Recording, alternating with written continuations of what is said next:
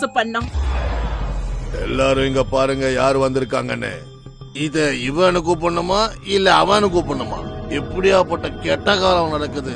இவளுடைய நாட்டியத்தை பாக்குறதுக்கு நாம வந்திருக்கிறோம். நான் தலை குனிஞ்சு அவன் சொல்றது எல்லாத்தையும் கேட்டுட்டு இருந்தேன். அப்பதான் ஒரு கை என்னுடைய தோலை தொட்டுச்சு. நீ அவங்களுடைய கால் நகத்துக்கு கூட சமமா இருக்க மாட்ட. இவங்க யார் தெரியுமா உனக்கு? இவங்க கிளாசிக்கல் டான்ஸ்ல எவ்வளவோ பரிசுகளை வாங்கியிருக்காங்க. இவங்க கால் ஒரு வாட்டி ஆட ஆரம்பிச்சதுன்னா அவங்க நிக்கணும், இல்லனா அவங்க கால்ல இருக்கிற சலங்க கலண்டி விழுந்துடணும். அப்பதான் அவங்க நிறுத்துவாங்க.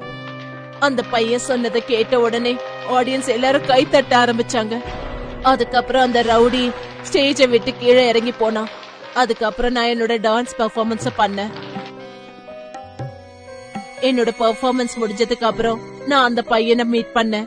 எங்களுடைய நட்பும் தொடர்ந்துச்சு.